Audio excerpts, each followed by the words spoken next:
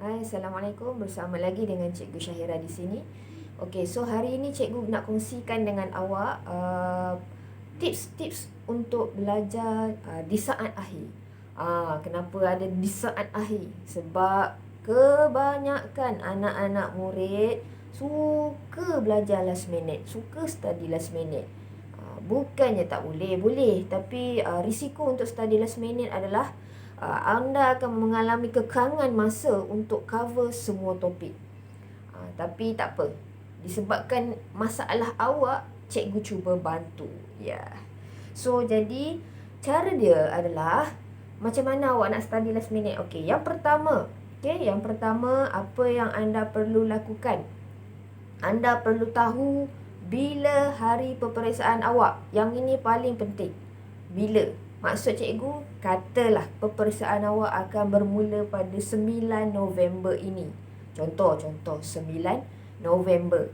Okey, cikgu bagi contoh 9 November. Jadi, jangan awak mulakan study pada 8 November. Itu memanglah nak kata kan. Kalau mula pada 8 November memang tak logik. Jadi digalakkan. Kalau 9 November, kalau kita buat seminggu lebih awal, katalah 1 November. Ini contoh 1 November. Ini betul-betul study last minute cikgu kongsi ni. Awak dah tahu 9 November awak periksa. Jadi awak pun buat satu jadual 1 November sehingga 7. 1 sehingga 7. 1 sehingga 7. Bukan 1 sehingga 8. 8 tu besok nak periksa. Cikgu tak galakkan esok nak periksa dah. Memang ada lagi ustaz. Itu memang susah lah. Kebanyakannya bila besok nak periksa, kalau hari ni study memang tak masuk. So cikgu galakkan untuk awak amalkan. Bila besok nak periksa, awak kena rehat. Awak kena banyakkan cukup tidur. Bukan banyakkan tidur, cukupkan tidur. Kena kepala otak kena rest. Jadi pada 1 hari bulan hingga 7 hari bulan. So awak ada 7 hari. Dalam masa 7 hari tu, katalah awak pun masih bersekolah. Jadi awak hanya ada bila waktu awak study. Awak boleh study, siapa yang suka study pada waktu subuh. Maksudnya sebelum subuh. Siapa yang suka study, kalau siapa yang sekolah pagi, boleh study pada sesi petang. Siapa yang sesi petang, boleh study pada sesi pagi. Dan yang paling utama, anda boleh study pada sebelah malam, iaitu selepas awak solat maghrib. Lepas awak dah solat maghrib, lepas awak dah kalau isyak awal, awak boleh solat isyak siap-siap. Dan sebelum awak masuk tidur, awak boleh ulang kaji dekat situ. Ini yang pertama ni adalah timeline bila awak ulang kaji. Yang pertama perkongsian cikgu adalah timeline ataupun tempoh bila yang sepatutnya awak boleh ulang kaji yang last minute. Ingat, ni yang cara cikgu ajar untuk last minute. Apa tadi timeline dia? Awak tengok bila awak periksa, tarik tarikh tu dalam 7 hari ataupun 8 hari ke belakang. Dan kosongkan 1 hari yang sebelum peperiksaan. Contoh periksa 9, 8 tu kosongkan. 8 tu kosongkan. 7 sehingga 1 tu adalah hari yang awak nak ulang kaji. So awak dapat kat situ lebih kurang katalah 7 hari. 7 hari, 1 hari bulan sampai 7. Daripada 1 hari tu, kat sini katalah siapa yang suka subuh, dia dah dapat subuh. Maksudnya dia ada masa untuk study subuh. Lepas tu dia pergi sekolah, dia ada masa untuk study pada belah petang, ataupun sebelum pergi sekolah pagi, dah 2 dah. So dan belah malam 3. Katalah contoh 3-3 ni awak boleh buat. Kenapa maksud cikgu awak boleh buat? Maksudnya awak boleh, nak tak nak kan, dah siapa suruh study last minute kan. Jadi nak tak nak kenalah boleh. 3 ni kena boleh. Cara dia macam mana? Subuh, lepas tu sebelum atau sebalik sekolah, pagi ataupun petang, dan belah malam. Jadi awak ada 3. Jadi awak bayangkan 3 dalam 1 hari ni 3 kali darab dengan 7. Awak ada 21 slot. Awak ada 21 slot ulang kaji. Dan cara nak ulang kaji last minute, jangan cover semua topik. Cikgu nak masuk pada point nombor 2. Point nombor 1 tadi timeline. Tempoh nak belajar. Point nombor 2, jangan cover semua topik. Memanglah awak akan menggagau nak cari. Alamak. Cara dia adalah awak senaraikan sebelum awak bermula tarikh yang start daripada 1 hari bulan. Tolong senaraikan setiap subjek. Subjek apa, nak senaraikan apa?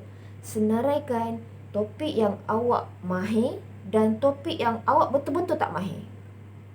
Okey? Senaraikan apa topik yang awak mahir dan betul-betul tak mahir. Okey, jadi yang betul-betul tak mahir ni yang awak ulang kaji. Kenapa cikgu cakap yang betul-betul tak mahir? Yang awak betul-betul rasa macam, ya Allah. Yang itu yang awak study. Kenapa yang mahir tak study? Study juga, tapi ini kita simpan dulu. Sebab apa? Sebab awak dah mahir. Okey? Study yang betul-betul tak mahir. Yang tak mahir ni nak study masa bila? Study, kata ada 7 hari kan? Study pada 3 hari yang pertama. Kenapa? Sebab yang belakang ni awak nak ulang kaji study yang mahir. Terpulang lah awak nak buat 3, 4 ataupun 4, 3. Awak punya keselesaan ikut pada berapa banyak yang awak tak mahir. Kalau lah awak ni jenis banyak sangat yang tak mahir, dia akan jadi macam ni. 5 belajar yang tak mahir, yang maksudnya yang awak berapa tak dapat nak tangkap, 2 lagi awak dapat tangkap. Terpulang pada awak lah yang tahu. Berapa banyak yang awak tak mahir. Contoh. Aku bab jirim aku okey, tapi bab bumi aku tak okey. Contoh bab bumi aku tak okey. So belajar tajuklah bab bumi. Bab yang jirim tadi awak masuk yang kat belakang kemudian tu. Lepas tu contoh katalah ada matematik, ada beberapa topik yang awak tak tahu. Sejarah, ada beberapa topik yang awak tak tahu. So kita kumpul-kumpul. Okey, itu tips yang kedua. Tips yang kedua adalah apa? Adalah asingkan topik yang awak dah mahir dan yang awak belum mahir. So, awak belajar yang belum mahir dulu. Okey, awak bahagikanlah dalam 7 hari tu. Cikgu, saya tak nak belajar 7 hari, saya nak belajar 14 hari. Boleh, sempat lagi ni kalau periksa bulan 11. Sempat lagi ni awak start daripada sekarang. Okey. Tips yang ketiga, bila awak dah ada topik-topik yang awak tak mahir tu, yang ketiga adalah awak pastikan awak belajar tidak melebihi 2 jam. Pelik kan? Belajar tak sampai 2 jam. Belajar apa cikgu? Kita kena belajar secara bijak. Belajar kalau lebih daripada 2 jam, percaya cakap cikgu, korang akan buka IG, korang akan buka YouTube. Korang, kalau YouTube cikgu tak apa juga, korang buka Facebook. Ada Facebook ke korang? Korang buka Twitter, korang buka TikTok. Macam-macam lagi benda-benda yang korang buka. Mengarut dah nanti. Belajarnya letak tepi kan. So cikgu nasihatkan kurang daripada 2 jam. Tapi paling minimum belajar adalah 30 minit. Jangan kau pergi belajar 10 minit je guys. 10 minit memanglah apa benda je yang masuk. So minimum 30 minit, maksimum 2 jam. Susunlah sama ada awak nak buat latihan ke, set soalan ke, ataupun awak nak buat nota pendek ke. Okey? Dapat sesuatu? Okey, kalau dapat alhamdulillah. Yang pertama tadi apa? Buat timeline. Bila awak nak mula start orang kata sprint. Belajar last minute ni bila? Yang kedua adalah pemilihan topik. Topik yang paling susah, yang awak belum score, yang belum awak mahir dengan topik yang dah mahir. So yang belum mahir tu buat yang susun dalam slot. Bila satu hari ada 3 slot. Susunlah yang pagi aku nak buat math, petang aku nak buat sejarah, malam aku nak buat sains. Awak sendiri susun. Math bila aku masuk dalam kepala otak, math nak buat petang. Okey. Sejarah nak buat petang, mengantuk. Tukar sejarah pada waktu subuh. Contoh. Awak yang tahu diri awak sendiri macam mana. Bukan cikgu, cara cikgu lain. Cikgu bagi guideline sahaja. So, jadi yang pertama timeline, yang kedua susun topik, yang ketiga pastikan pembelajaran awak tu minimum 30 minit, paling lama 2 jam.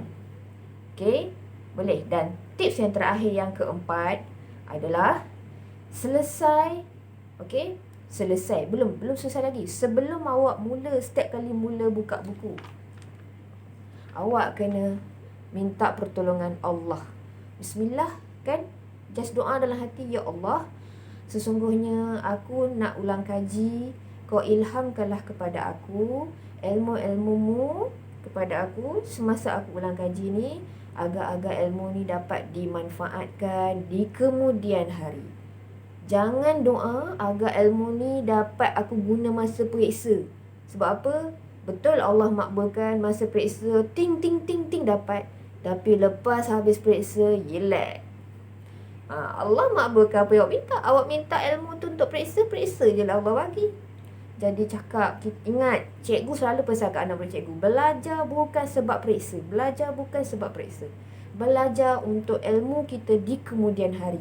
Sebab itu video cikgu banyak buat kat luar. Kalau sebolehnya cikgu nak tunjuk fenomena tu terus ke awak. Bukan belajar buku, oh gitu, lepas tu, oh hafal balik, tak tahu pun. Okay, jadi cikgu tunjuk terus. Contoh hari tu, cikgu ada upload video pasal apa tu, fenomena bayu laut, bayu darat. Kan?